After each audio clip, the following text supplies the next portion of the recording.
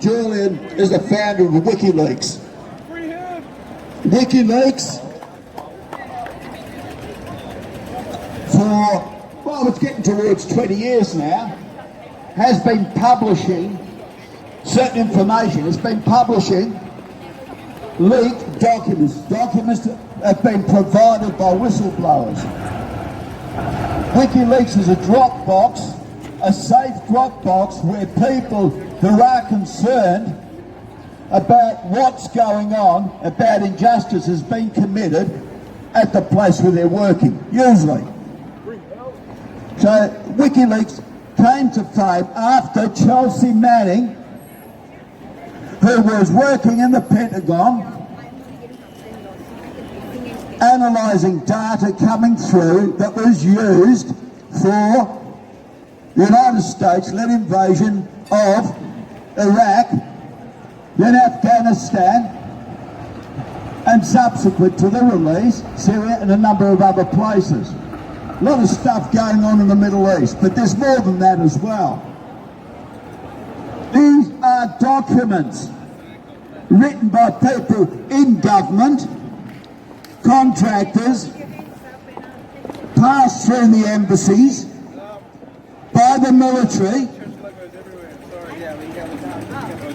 that provided 100% evidence that these wars were engineered. We were told lies about what they were about, and they were not designed, as we were told, to save people in these countries, to bring about democracy. Well, it hasn't happened. That's the result. But that was never the intention.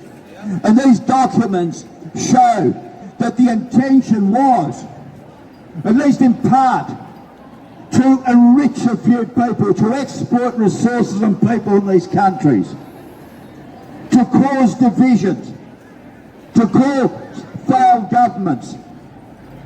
It was about an imperial expansion by the United States, and aided in particular by two countries, Great Britain and Australia.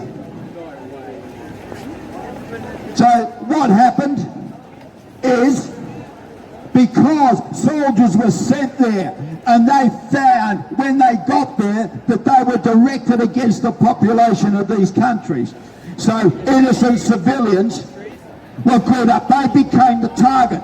They became the target for missiles, bombs, bullets. And this is documented. Well, not everything, but enough has been documented. And the most celebrated documentation was the release of a leaked video of an Apache gunship gunning down a group of civilians in the street. It just happened that two of them were journalists with Reuters. Well, one was a journalist and one was a photographer. They got killed as well. A man driving past with his van on the way, taking his two kids to school, saw a couple of people lying on the road, bleeding a lot, stopped to help them, to pull them in and take them to hospital. He was killed as well. Because, and the video shows this clearly, and the command is involved, they got permission to shoot the first people. They also got permission to shoot this van with the two children inside. And at the time, the two children were horribly injured. It was one kind-hearted American soldier who actually, when he came on foot and saw it, grabbed one of the kids to take to hospital. I don't know what happened to them, but they were pretty badly shot up. Now, they were assigned as terrorists. When this was released, it shocked the world, it shocked the population of the United States. The government and the Pentagon said, well, they were combatants, they were shooting first. How are two children sitting in a van on the way to school shooting first? Right? How were they doing that? And it was very clear that the claimed gun of one of them was a camera. I've never seen a camera that looks like a gun. But not only that, the crew, the command back in headquarters, they thought it was fun. It was like a video game to them. And they shocked the world. And this is the sort of thing. There have been other things. The revelations that happened at the prison, Abu Ghraib, was also released by WikiLeaks.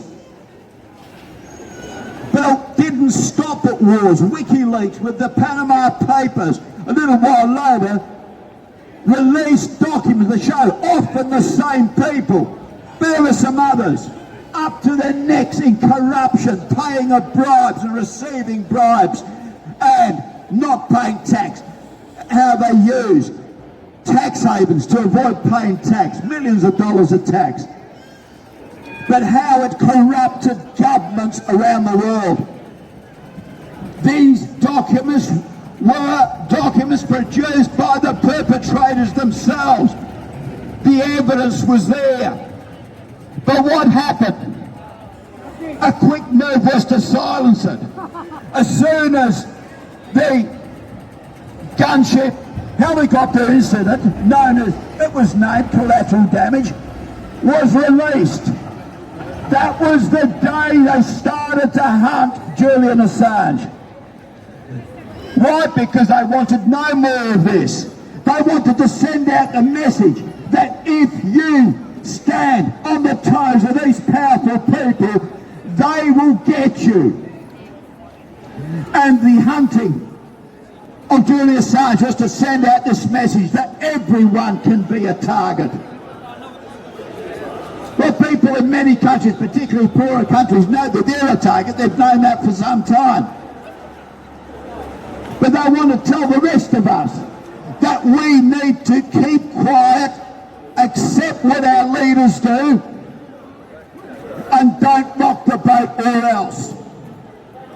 But thankfully, I don't think it's really happening. It's not working for them. Julian Assange, for not far of 14 years, has kept on fighting. His wife has kept on fighting. His father's kept on fighting, and his brother. And a lot of other people, us included. And this is turning the tide. For a long time now, our politicians have known that the public is on the side, that's the Australian public, on the side of Julian Assange. There's absolutely no doubt about that. In the last couple of years we've been coming here to Flinders Street Station, we've noticed very clearly the change where some of the doubters, some of the critics have been turning around. But it's not over yet, because Julian Assange is still holed up almost 4 years in a prison in London, a maximum security prison, where he's been held in isolation. He's been confined on his own to a cell 23 hours a day, 7 days a week. He has been forced to go through a fast of judicial process where he has been denied the right, even though he and his lawyers keep on applying, to even attend his own hearings.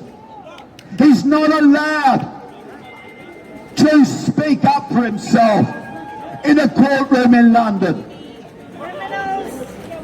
On top of that, evidence on his defence that can be presented is severely restricted. His lawyers are not allowed to do too much.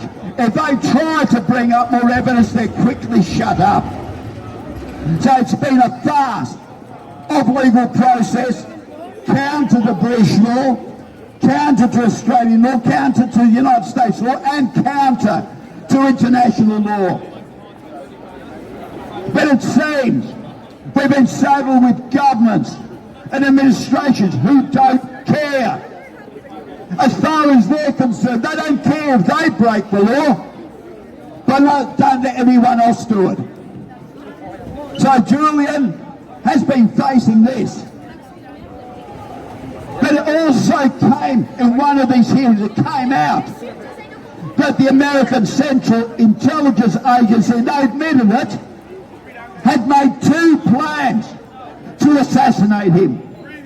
One involved getting someone to put a bullet in his head, and the other one was to deliver him lethal poison. They didn't use it because other circumstances happened that got in the way. But they were prepared, they were planning to do this. This is how far they will go. And they still may kill him. But what most of all has kept him alive till today is the support he's getting. He's getting support from a hell of a lot of people, a whole range of people in all the countries involved in other countries. So I just want to briefly mention that the High Commission of Australia to London, it's been reported he's just paid Julian Assange a visit in prison. Now, we're not holding our breath that this will be a groundbreaking visit, but we can understand that the Australian government, the Australian Prime Minister, have enormous pressure on them to do the right thing. They don't really want to, but the pressure is there. And let's hope that this is a reflection of that pressure. Let's hope that will lead to the beginning of a change. But we can't count on it, because Anthony Albanese, during the election campaign, before and even after, stated that this has gone far enough, that Julian Assange needs to be released and be allowed to return home. However, just a few weeks ago, our Prime Minister and our Foreign Minister, Penny Wong, were both in the United States talking to Prime Minister Sunak, but more importantly to President Joe Biden. They had an opportunity, a golden opportunity, to bring up the case. They didn't have to be hostile, just mention it. Not a word. Nothing. Zilch. So much for what they're doing to help to get Julian Assange out. And I need to remind people, he still hasn't been charged with any crime. He's been in effective imprisonment for almost 14 years without being charged of a crime. That shouldn't happen. But those people who have been exposed for committing crimes, and some very serious, including major human rights violations involving murder on a large scale, have not been charged with anything. In fact, they continue to do. Those who have been exposed of large-scale corruption, they have not been charged with anything. They continue with their corruption as if nothing happened. Where is the justice in that? They tried to say for some time that Julian Assange is not a journalist. He's just a troublemaker. Well, how can someone who's supposed to be not a journalist be recognised by every journalist organisation around the planet? Absolutely. How can somebody who's not a journalist win just about every journalist award in Australia and overseas? This is proof that other journalists, those who know what it is to be a journalist, regard him as a journalist. No more should be said about that. He's also an editor. But they don't want to admit that, because to admit that they are targeting journalists and editors, it's a precedent to stop inconvenient news being published. And that is highly dangerous.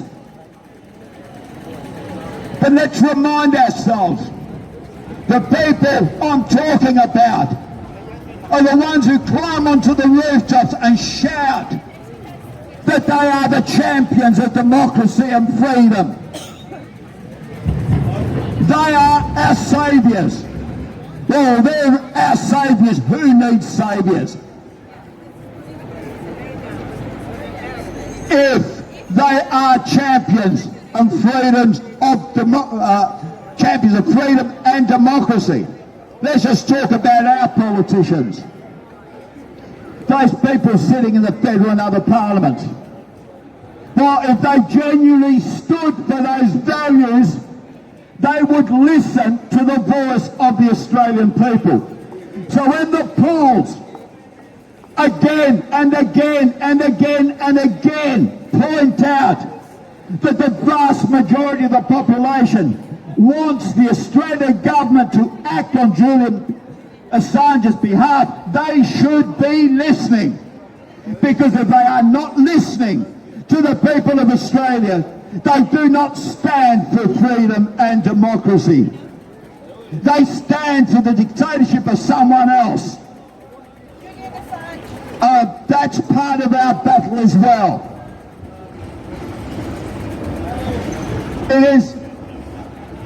It is something we need to mention also, that it's not only Julian Assange.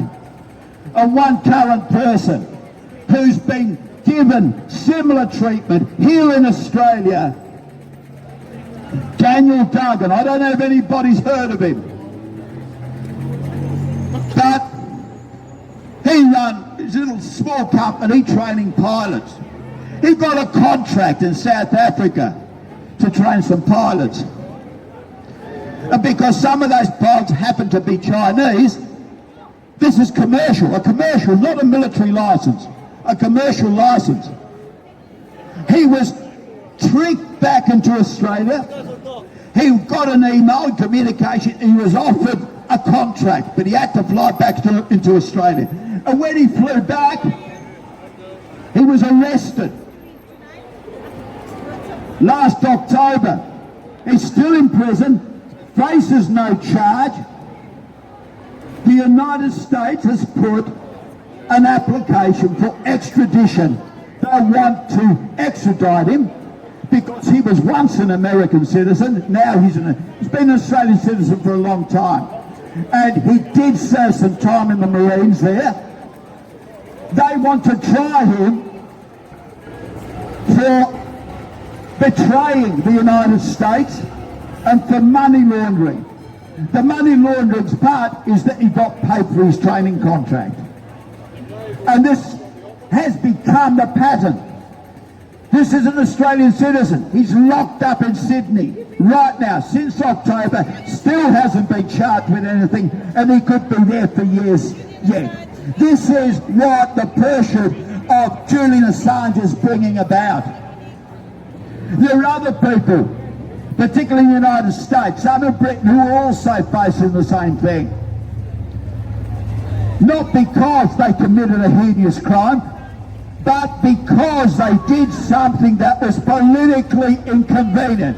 And when we start looking at these and other trials that are happening in Australia, United States and Great Britain, they are all political trials. They are all there to silence people. They are all there to stop us from knowing what's going on, so they can carry on their dirty business. We did hope that after the last federal election, the new government would stand up to show a backbone. But it seems that backbone's gone missing. It seems that once again we have a jellyfish for a Prime Minister. But we're not going to leave it sit there. And we want to encourage the parliamentary group, the 55 members of the federal parliament who have got the courage, members across the different parties who have come together and are pressing the Australian government and the Parliament to vote and agree and act to end the incarceration of Julian Assange. There are similar groups in the United States and Great Britain, but it doesn't stop there, because this is happening in other countries through Europe, Africa, Asia, South America. One fantastic example, Mexico, where last year on their National Day, that's the biggest day of Mexico, the day that they became salvation, when they became a nation, they invited the family of Julian Assange to be special guests for the occasion. When they landed in Mexico City, they were given the key to the city. They were treated as heroes, and thousands of people came to the event. Mexico serves as a great example of what governments should do. But there are other countries and people in other countries that have moved. And when I talk to people, and sometimes I do, in countries you don't usually hear about, say in Africa, and you talk about Julian Assange, they know everything about Julian Assange. And they say, well, there's a campaign here too to have him freed. Latin America, same thing. Throughout much of Asia, there are groups of people, including parliamentarians, who are campaigning for Julian Assange's freedom. But added to the parliamentarians, the global movement, including Australia, are a growing list of journalists. At the moment, they're mainly silenced because what they write, anybody who writes anything that is for Julian Assange gets censored. But they're getting together and they're doing stuff.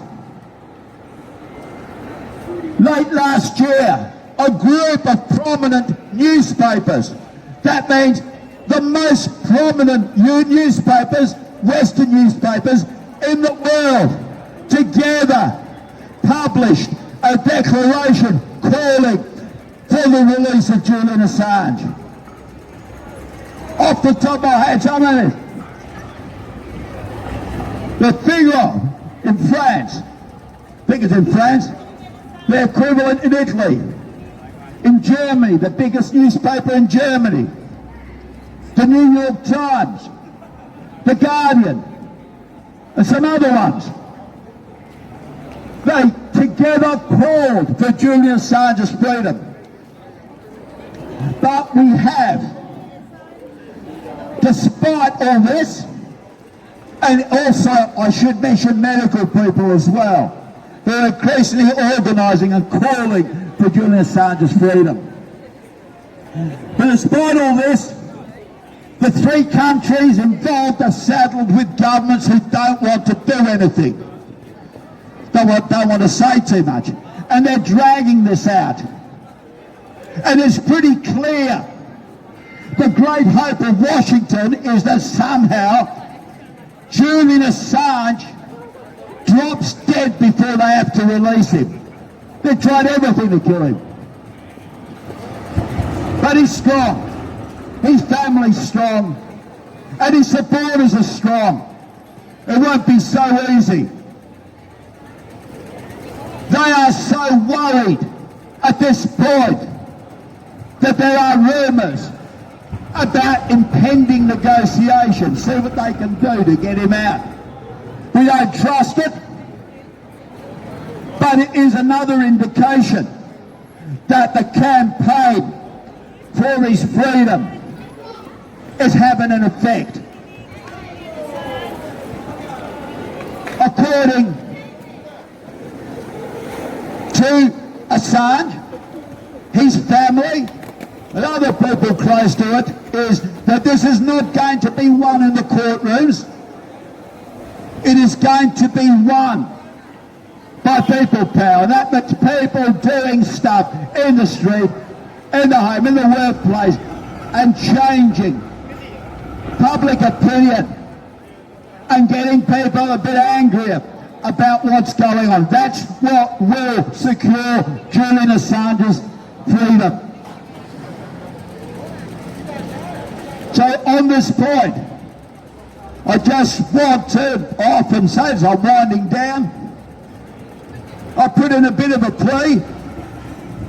Please do not ignore this.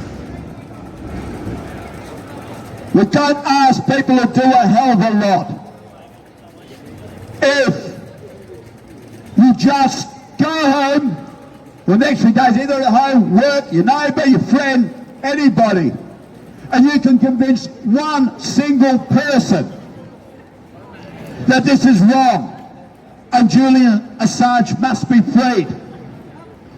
If we all do it, then there's twice as many of us saying it the next day. Yeah, we did. And if they all do it, then there's 4 times as many, and so on. That's how we build a movement. That's how we create a tsunami that'll wash over the injustice and force the situation.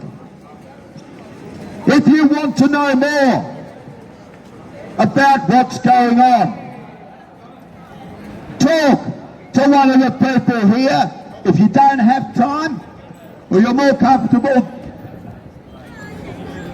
just taking a leaflet, take that. When you go home, find some time to get on the internet, to look at the platforms that are dealing with this issue. There you find a lot about what's been happening, about what's going on and what's been planned. We can all do that, because if we do not consider that it's our own personal responsibility, then we become aiders and abettors of an injustice. Not only that, we help along to create a condition that will make it worse for all of us. Her famous words, I kind of paraphrase, I won't say it exactly, but you know, what if they come for you one day? Would you want somebody to speak up for you? That's really the issue, isn't it? Okay, thank you. And I think there's somebody else who wants to say something.